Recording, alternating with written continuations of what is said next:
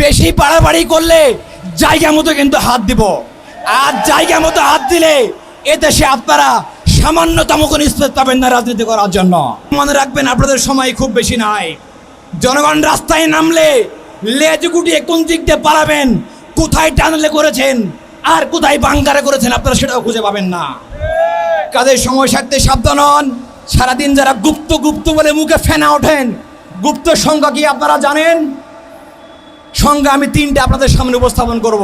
সংজ্ঞা নাম্বার 1, যারা সেনাবাহিনীর কাছে মুসলেখা দিয়ে বলেছিল আর কোনোদিন রাজনীতি করব না, তারা লন্ডনে 17 বছর লুকিয়ে থেকে ক্যামেরার সামনে মুখ দেখিয়ে ভারতের অনুমতি নিয়ে তারা দেশে রাজনীতি করে, তারাই প্রকৃত গুপ্ত।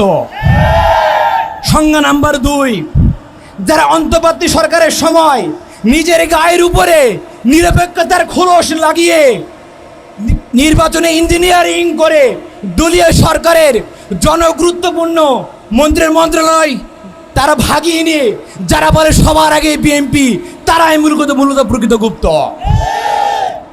3 নম্বর আমার সংজ্ঞা, যারা নিজেদের দলীয় প্যাডে ছাত্রলীগকে পুনর্বাসন করে জনগণের তুপের মুখে, সমালোচনার মুখে যখন তারা মহাসত্যকে অস্বীকার করে চ্যালেঞ্জ প্রদান করে বলে আমাদের কমিটিতে একজনও ছাত্রলীগ নাই, তারাই প্রকৃতপক্ষে গুপ্ত।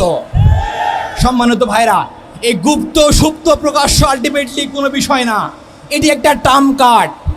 বিএনপি সরকার যখন ধারাবাহিকভাবে দেশ চালাতে ব্যর্থ হয়েছে, তখন তারা প্ল্যান করে গুপ্ত ট্যাগ দিয়ে ছাত্রদলকে মাঠে নামিয়ে দিয়েছে, যাতে করে জনগণের দৃষ্টিভঙ্গি অন্যদিকে আড়াল করা যায়, অন্যদিকে প্রবাহিত করা যায়। মনে রাখবেন, জনগণ এখন বোকা না। আমরা দেখেছি IMF আপনাদেরকে ঋণ দেয় না, ইরান আপনাকে তেল দেয় না, আপনারা তেলের দাম বাড়িয়েছেন, জ্বালানির দাম বাড়িয়েছেন, 5 কিলোমিটার লম্বা রাস্তা ধরে আমাদেরকে তেল নিতে হয়, চাঁদাবাজি করছেন, মামলা বাণিজ্য করছেন, দ্রব্যমূল্যের ঊর্ধ্বগতি বেড়ে গেছে। আপনারা এগুলো বলার পরে মনে রাখবেন না, ক্যাম্পাসে মারামারি করে শিবিরকে উস্কিয়ে দিয়ে আপনারা আপনাদের ব্যর্থতা আপনারা শাক দিয়ে মাছ ঢাকার চেষ্টা করছেন। ইসলামী ছাত্র শিবির কখনো আপনাদের উস্কানিতে পা দিবে না ইনশাআল্লাহ।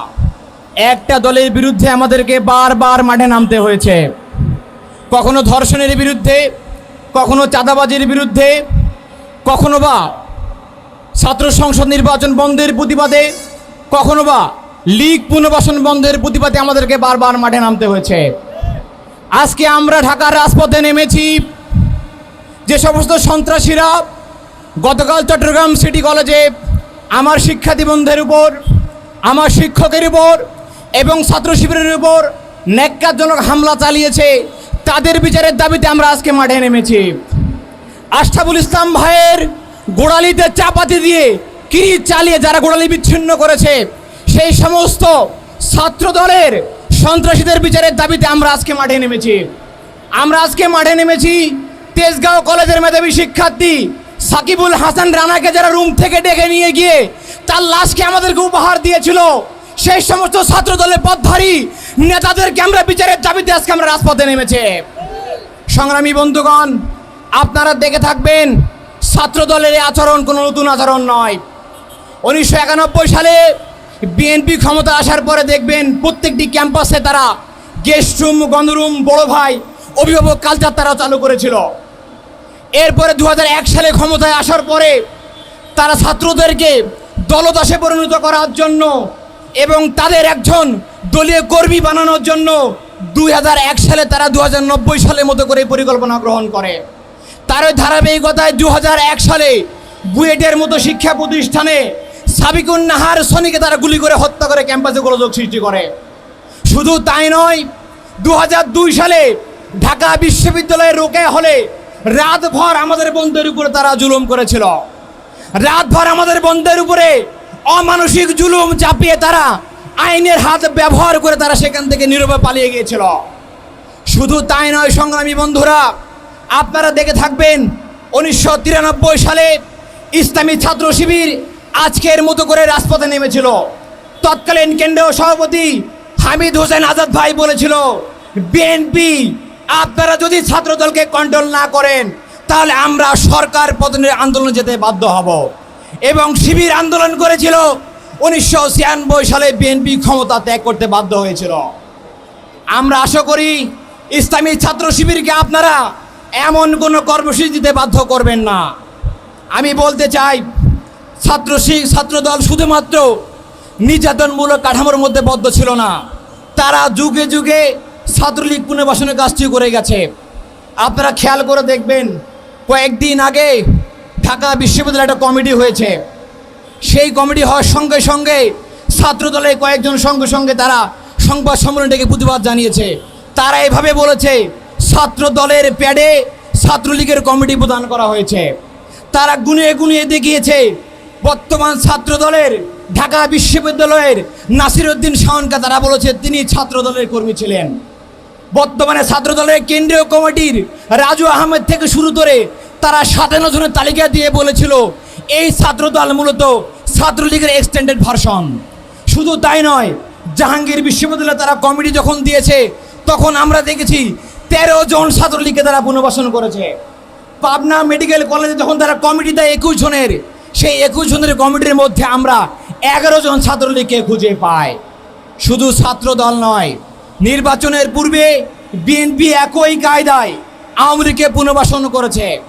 আমরা তো আগে শুধুমাত্র যুব দলের কমিটিতে, আওয়ামী লীগের কমিটিতে, আমরা বিএনপির কমিটিতে আমরা আওয়ামী লীগকে খুঁজে পেতাম, কিন্তু আমরা এখন দেখতে পাচ্ছি বিএনপি ইন্ডিয়ার ছকে জুলাই গণহত্যাকারী আওয়ামী লীগের নেত্রীকে সংসদে নিয়ে ইন্ডিয়ার প্রকৃত দালালের তারা প্রমাণ দিয়েছে। সংগ্রামী উপস্থিতি, আমরা স্পষ্ট করে বলে দিতে চাই, সারাদিন যারা গুপ্ত গুপ্ত বলে মুখে ফেনা ওঠেন, গুপ্ত সংখ্যা কি আপনারা জানেন? সংখ্যা আমি 3টে আপনাদের সামনে উপস্থাপন করব।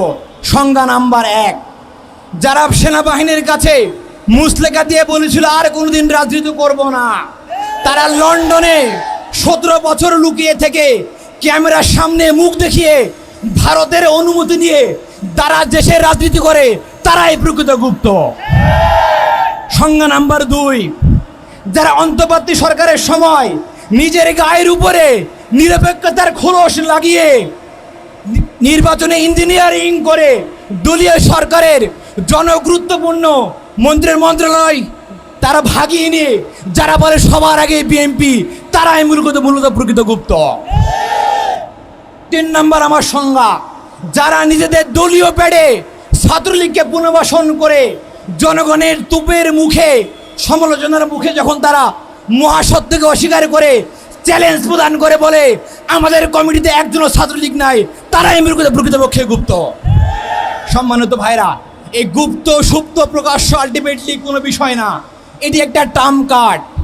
বিএনপি সরকার যখন ধারাবাহিকভাবে দেশ চালাতে ব্যর্থ হয়েছে, তখন তারা প্ল্যান করে গুপ্ত ট্যাগ দিয়ে ছাত্রদলকে মাঠে নামিয়ে দিয়েছে, যাতে করে জনগণের দৃষ্টিভঙ্গি অন্যদিকে আড়াল করা যায়, অন্যদিকে প্রবাহিত করা যায়। মনে রাখবেন, জনগণ এখন বোকা না। আমরা দেখেছি IMF আপনাদেরকে ঋণ দেয় না, ইরান আপনাকে তেল দেয় না, আপনারা তেলের দাম বাড়িয়েছেন, জ্বালানির দাম বাড়িয়েছেন, 5 কিলোমিটার লম্বা রাস্তা ধরে আমাদেরকে তেল নিতে হয়, চাঁদাবাজি করছেন, মামলা বাণিজ্য করছেন, দ্রব্যমূল্যের ঊর্ধ্বগতি বেড়ে গেছে। আপনারা এগুলো বলার পরে মনে রাখবেন না, ক্যাম্পাসে মারামারি করে শিবিরকে উস্কিয়ে দিয়ে আপনারা আপনাদের ব্যর্থতা আপনারা শাক দিয়ে মাছ ঢাকার চেষ্টা করছেন। ইসলামী ছাত্র শিবির কখনো আপনাদের উস্কানিতে পা দিবে না ইনশাআল্লাহ। ছাত্র দলকে বলতে চাই, আপনারা আপনাদের মেরুদণ্ড সোজা রাখেন, এখনো সময় আছে। যদি লেজের বৃত্তি পরিহার করে, সন্ত্রাসীবাদ পরিহার করে, লাঠিয়াল বাহিনী হওয়ার ভূমিকা পরিহার করে ছাত্র বান্ধব রাজনীতি করতে আসেন, তাহলে আপনাদের বন্ধুর অভাব হবে না।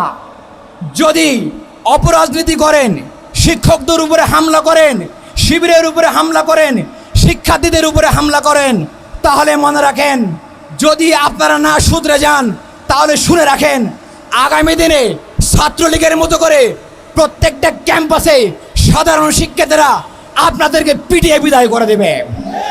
ছাত্রলীগ যেমন করে বিতাড়িত হয়েছে, আপনারা তেমন করে ইতিহাসের আস্তে করে নিক্ষিপ্ত হবেন।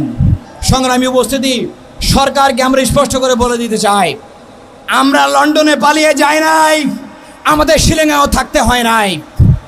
আমাদের কেন্দ্রীয় সভাপতি মীর কাসেম আলী ভাইয়ের নামে যখন গ্রেপ্তারি পরোয়ানা জারি হয়, তিনি বিদেশ থেকে ফিরে এসে আইনিভাবে মোকাবেলা করেছেন। ভারতের বিরুদ্ধে, আধিপত্যবাদের বিরুদ্ধে তিনি উচ্চ কণ্ঠ রেখে ফাঁসির দড়ি গলায় নিয়ে শহীদ হয়েছেন। সেই ইসলামী ছাত্র শিবির মীর কাসেমের উত্তরসূরি আপনারা আমাদেরকে রামদা কিরিস্তাবাদের ভয় দেখাবেন না। আমরা আপনাদের সক্ষমতা জানি, লম্বা সময় আমরা একসাথে কাজ করেছি আন্দোলনে। বেশি বাড়াবাড়ি করলে জায়গা মতো কিন্তু হাত দিব, আর জায়গা মতো হাত দিলে এদেশে আপনারা সামান্যতম কোনো স্পেস পাবেন না রাজনীতি করার জন্য।